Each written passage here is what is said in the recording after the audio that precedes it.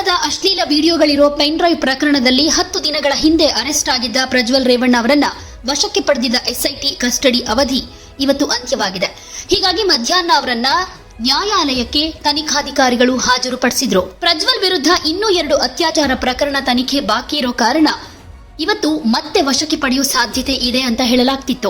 ಆದ್ರೆ ನ್ಯಾಯಾಲಯ SIT custody ಅವಧಿ ಮುಗಿದ ಹಿನ್ನೆಲೆಯಲ್ಲಿ ಅವರನ್ನ ನ್ಯಾಯಾಂಗ ಬಂಧನಕ್ಕೆ ಒಪ್ಪಿಸಿದೆ. 42ನೇ ಎಸಿಎಂಎಂ ಕೋರ್ಟ್ನಿಂದ ಈ ಆದೇಶ ಹೊರಡಿಸಲಾಗಿದ್ದು ಮುಚ್ಚಿದ ಲಕೋಟೆಯಲ್ಲಿ ತನಿಖಾ ವರದಿ ಸಲ್ಲಿಕೆಯಾಯಿತು. ಜೂನ್ 24ರ ತನಕ ನ್ಯಾಯಾಂಗ ಬಂಧನ ವಿಧಿಸಲಾಗಿದೆ. ಸೊ ಇನ್ನು 14 ದಿನಗಳ ಕಾಲ ಪ್ರಜ್ವಲ್ ರೇವಣ್ಣ ಜೈಲಿನಲ್ಲೇ ಇರಬೇಕಾಗುತ್ತೆ.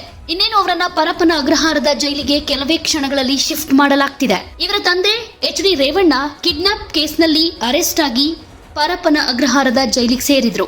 ನಂತರ ಜಾಮೀನು ಸಿಕ್ಕಿ ಹೊರಬಂದ್ರು. ಈಗ ಮಗ ಅತ್ಯಾಚಾರ ಕೇಸ್ನಲ್ಲಿ ಪರಪ್ಪನ ಅಗ್ರಹಾರದ ಜೈಲು ಪಾಲಾಗಲಿದ್ದಾರೆ. ಇಷ್ಟು ದಿನಗಳ ಕಾಲ ಎಸ್ಐಟಿ ಕಸ್ಟಡಿಯಲ್ಲಿದ್ದ ಪ್ರಜ್ವಲ್ ರೇವಣ್ಣ ತನಿಖೆಗೆ ಸರಿಯಾಗಿ ಸಹಕರಿಸಿರಲಿಲ್ಲ. ಏನೇ ಪ್ರಶ್ನೆಗಳನ್ನ ಕೇಳಿದ್ರು ಕೂಡ ಅದಕ್ಕೆ ಉಡಾಫೆ ಉತ್ತರಗಳನ್ನ ಕೊಡ್ತಾ ಇದ್ರು. ಹಾಗೆ ನನ್ನ ವಿರುದ್ಧ ಕಂಪ್ಲೇಂಟ್ ಕೊಟ್ಟವ್ರು ಯಾರು ಅಂತಾನೆ ಗೊತ್ತಿಲ್ಲ, ಇದರ ಹಿಂದೆ ಯಾರ ಷಡ್ಯಂತ್ರ ಇದೆ ಅಂತ ಎಸ್ಐಟಿ ಅಧಿಕಾರಿಗಳನ್ನೇ ಪ್ರಶ್ನೆ ಮಾಡ್ತಾ ಇದ್ರು. ಸೊ 10 ದಿನಗಳ ಈ ಎಸ್ಐಟಿ ವಿಚಾರಣೆಯ ಕಸ್ಟಡಿ ಅವಧಿ ಮುಗಿದ ಹಿನ್ನೆಲೆಯಲ್ಲಿ ಕೋರ್ಟ್ಗೆ ಹಾಜರುಪಡಿಸಲಾಯಿತು. ಕೋರ್ಟ್ ಈಗ ಜೂನ್ 24ರ ತನಕ ನ್ಯಾಯಾಂಗ ಬಂಧನಕ್ಕೆ ಒಪ್ಪಿಸಿದೆ.